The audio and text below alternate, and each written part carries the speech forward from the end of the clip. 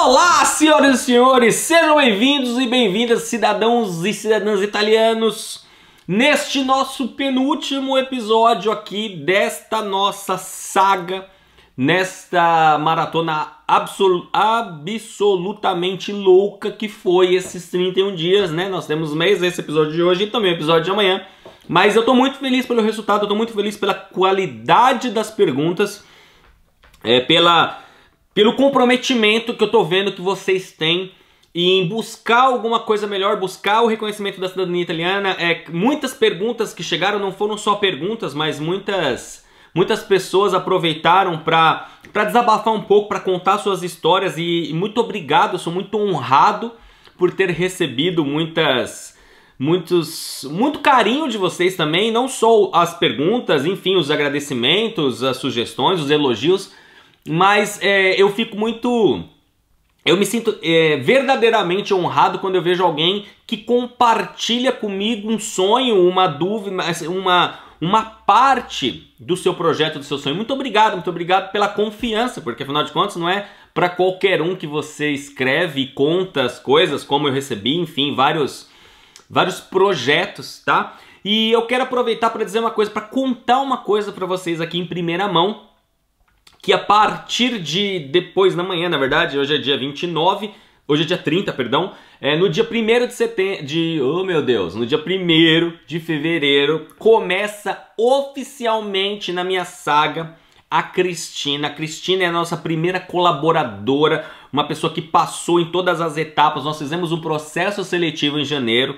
Eu mandei um e-mail para mais de 3 mil pessoas que já tinham comprado alguma coisa da gente. Obviamente nós estávamos procurando alguém para trabalhar no suporte de atendimento ao cliente, aos leitores, então eu pensei, nada melhor do que chamar para esse processo seletivo alguém que já passou pelo processo, que já comprou, que já adquiriu ou o Guia da Vida na Itália, ou ou foi aluno da Escola Online da Cidadania Italiana, ou alguém que já foi aluno do curso de busca de documentos, enfim, alguém que efetivamente foi lá e entrou num determinado site, colocou seu cartão de crédito, comprou, recebeu um e-mail de confirmação, começamos um relacionamento de alguma forma, enfim. Ou foi e também mandei para as pessoas que compareceram nos workshops, que também, de uma forma ou de outra, compraram o ticket para poder estar lá. E dessas 3 mil e poucas pessoas, quase 400, 300 e poucos currículos chegaram. Eu passei o final de semana inteiro analisando currículo por currículo, vocês não têm noção. Porque não era só o currículo, né? Era o currículo, tinha algumas perguntas desse processo seletivo, porque a gente queria individuar pessoas que pensam da mesma forma que a gente tem uma empresa hoje. A nossa empresa, felizmente, graças a vocês que confiam e que de alguma forma nos ajudaram a crescer, a gente tem uma missão na nossa empresa. A gente tem aqui formas muito claras do que a gente quer, do que a gente pretende, como que a gente ajuda, como que a gente lida com os processos, as pessoas, enfim. E a gente precisava de alguém que estivesse de alguma forma ligada e tivesse exatamente os valores que nós consideramos que sejam parecidos e condizentes com os nossos valores da nossa empresa. E aí desses 300 e poucos a gente conseguiu individualizar 14, e depois eu fiz uma dinâmica de grupo com esses 14, que eu consegui individualizar 2, e essas 2 pessoas que chegaram na final desse processo são pessoas maravilhosas. A primeira delas é a Cristina, que já vai começar com a gente então depois da manhã, e mais pra frente a gente vai ter também essa outra pessoa, que eu não vou divulgar ainda, porque eu vou fazer mais uma surpresa, mas tem muitas coisas boas acontecendo em 2018 pra minha saga, e então eu queria compartilhar isso com vocês antes de mais nada. Antes de começar a responder essas dúvidas, já meio que nesse clima de despedida, mas não vai ser uma despedida, porque a gente vai continuar trabalhando, porque agora eu vou ter uma pessoa para me ajudar, e aí isso vai facilitar com que eu consiga me concentrar mais na produção de conteúdo, que é exatamente isso que vocês esperam de mim, que eu faça e crie cada vez mais coisas para ajudar o maior número de pessoas, não é verdade? Então vamos lá. Falando em ajudar o maior número de pessoas, mais 3 dúvidas de hoje. A primeira delas é da Fabiola Ridolfi. Primeiro, um grandíssimo abraço para a Fabíola. A Fabíola é da época do Orkut, já trocamos figurinhas aí durante muito tempo.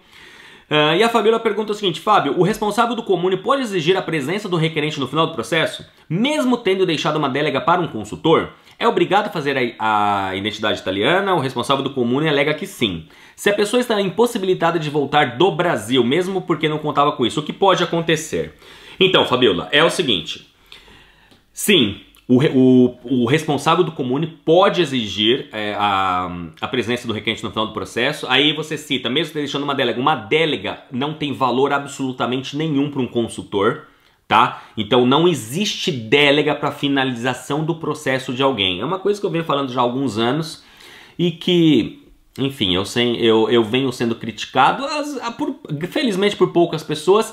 E aí, eu vejo um caso desse acontecendo e eu tenho uma imensa vontade de estampar esse tipo de coisa e mostrar para essas pessoas que às vezes dizem: ah, mas olha, não é bem assim que as coisas funcionam. Funciona sim, existem comunes que exigem que o oficial esteja no final que o requerente esteja no final do processo.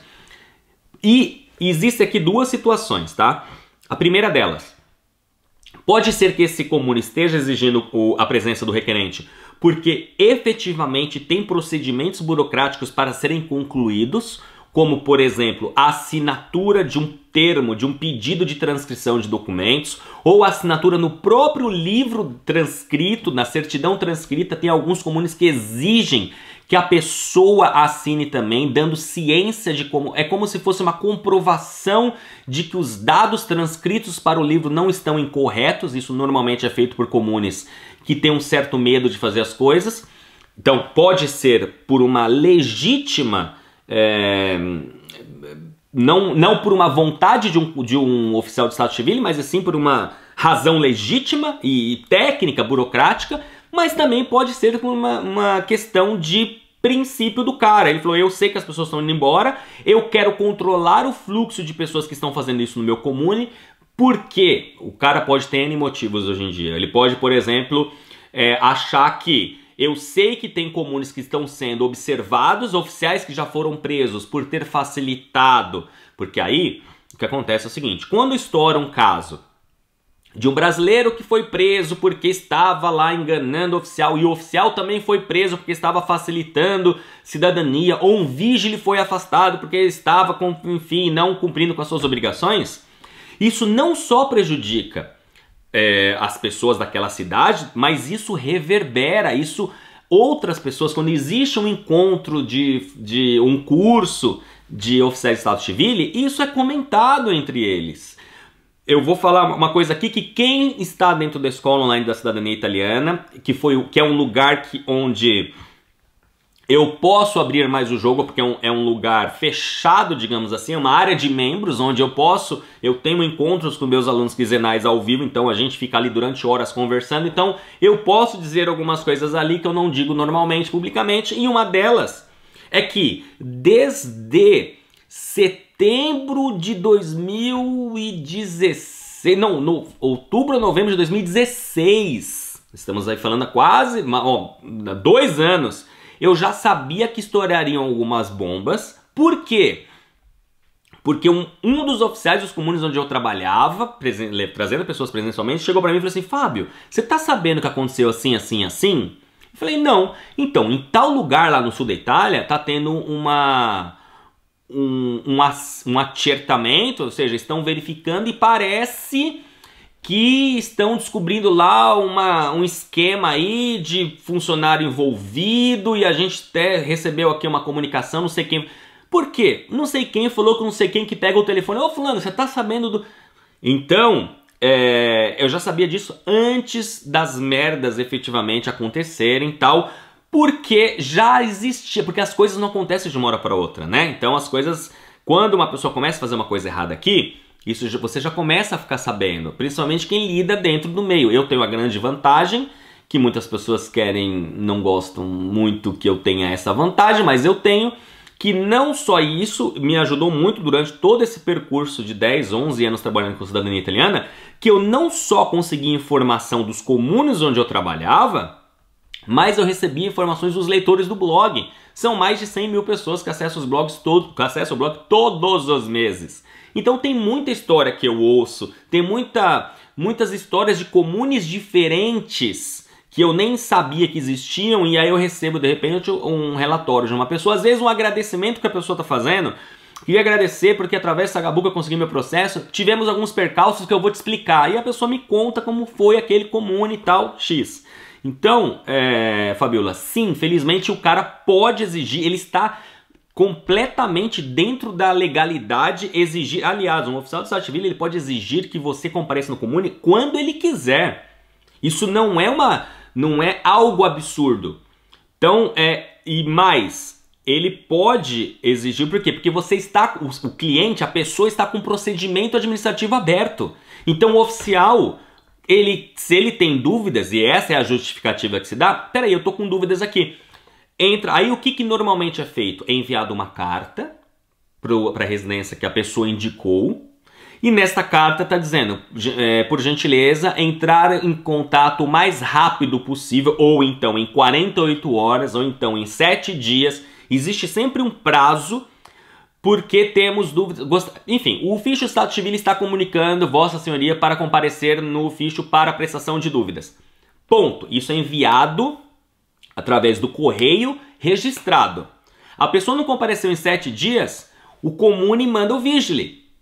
Vá lá, por favor, e confirma se essa pessoa ainda é residente ali. Aí o vigile passa. Se essa pessoa não está ali, aí eles aguardam mais uma vez, porque legalmente você precisa de uma confirmação e 2 passagens do vigile se não mudou, tá? Quando o vigile passa a segunda vez num arco, pode ser de 1 semana, pode ser de 3 dias, e não encontra a pessoa, o comune já tem elementos suficientes para cancelar, para suspender o procedimento de reconhecimento da cidadania italiana e cancelar a residência da pessoa por irreperibilitar, porque a pessoa não apareceu.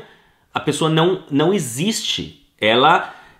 O comune entende que essa pessoa, ela sumiu, e se ela sumiu, eu, como funcionário público, não tenho que continuar trabalhando com uma pessoa que sumiu. Então, este é o problema que parece que você está comentando aqui. Aí você também diga o seguinte, a pessoa está impossibilitada de voltar do Brasil. Este é um outro problema, que é, gente, todos vocês, por favor, eu já falei isso no outro episódio e vou falar novamente. Para um funcionário público, você que está vindo para a Itália, está vindo por livre e espontânea vontade. Você decidiu vir até o comune, você fez uma declaração espontânea dizendo que você tem a intenção de morar neste comune, e o mínimo que você tem que fazer é morar neste comune. Não existe impossibilidade para um ufficiale de Stato Civile. Não existe desculpa que uma pessoa tenha para abandonar o país, o comune onde ela está vivendo, porque ela fez uma declaração. É muito importante que vocês entendam isso. Você assina um documento dizendo: eu estou declarando para os devidos fins legais e manifestando um interesse em ser inserido no núcleo familiar do imóvel situado na rua X.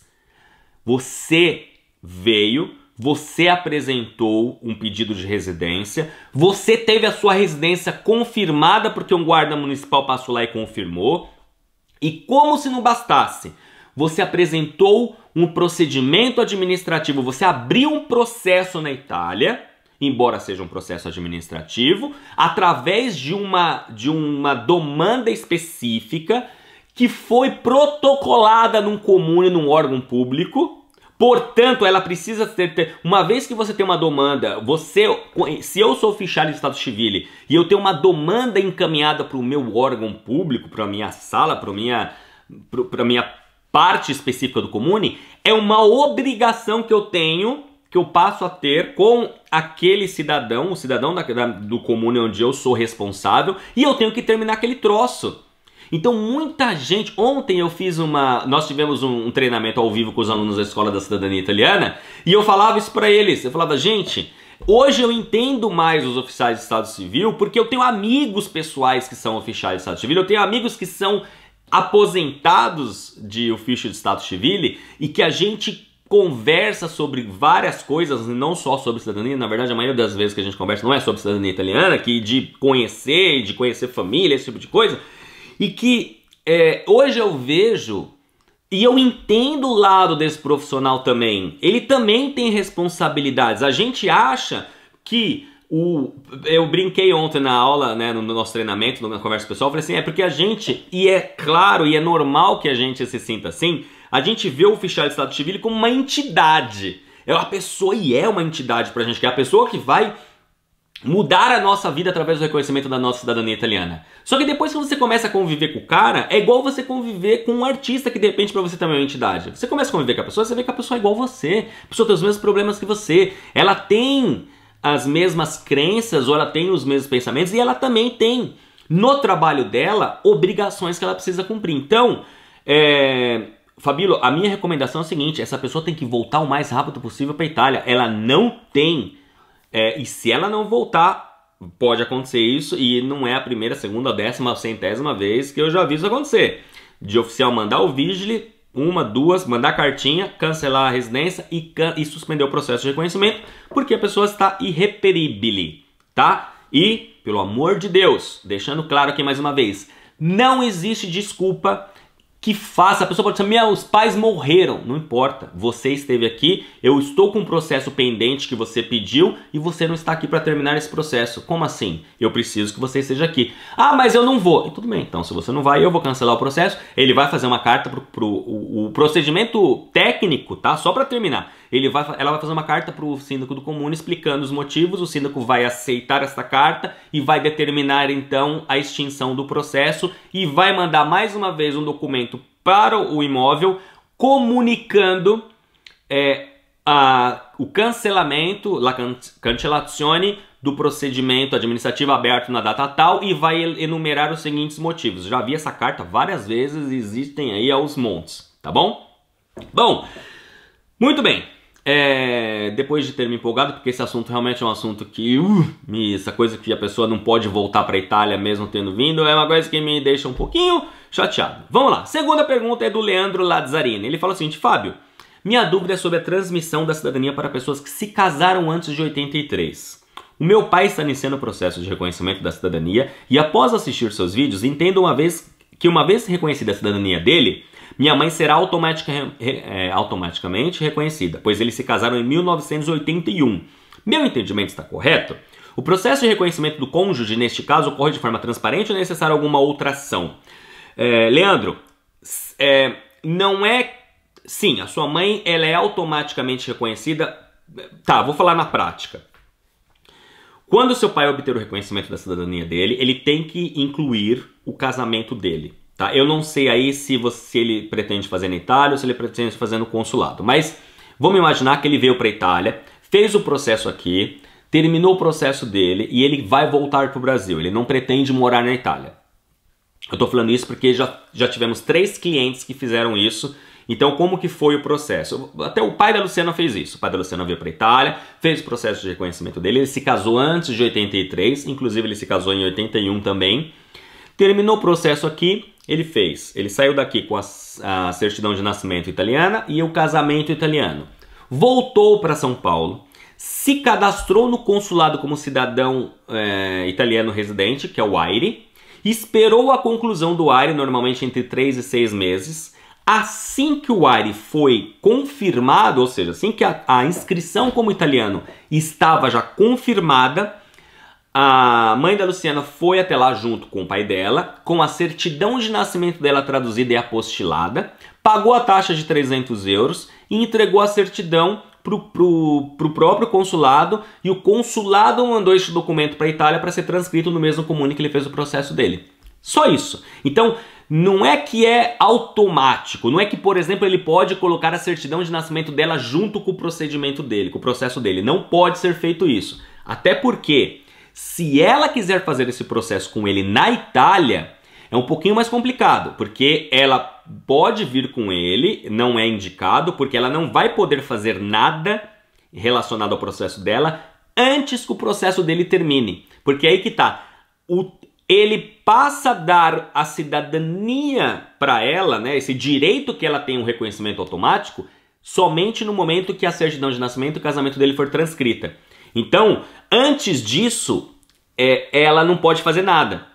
E esse é um risco que se corre, vir para a Itália sem ser residente, porque ela não vai ter nenhum título para conseguir pedir a residência. Ele pode vir fazer o processo, isso eu estou falando caso ele não tenha, tá? Ainda o reconhecimento. Ele pode vir para a Itália para fazer o reconhecimento dele, ele vai ter o visto, ele pode pedir um permesso de soggiorno se ultrapassar 90 dias, ele vai poder solicitar já a residência na Itália no comune, porque ele já tem os documentos e nem todos os comunes italianos aceitam o pedido de residência das esposas por entender que o processo dele ainda não foi concluído, então não teria motivos ou não existiriam os pressupostos para que ela pudesse pedir a residência dela.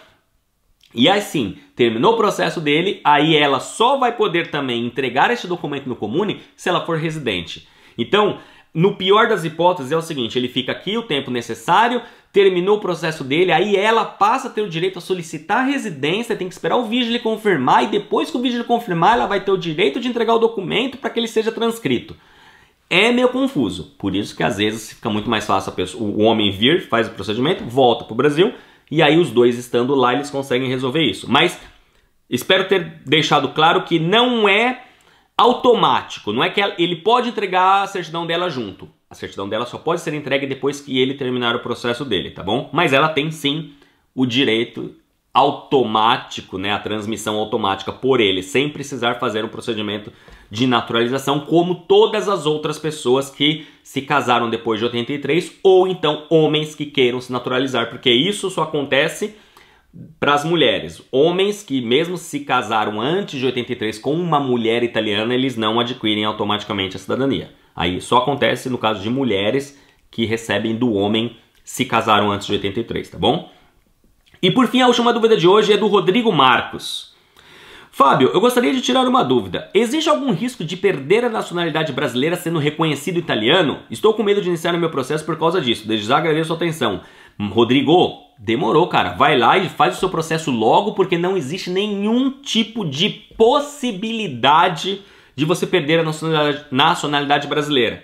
Por quê? Porque você nasceu brasileiro e nasceu italiano. A legislação italiana trata disso como cidadania originária.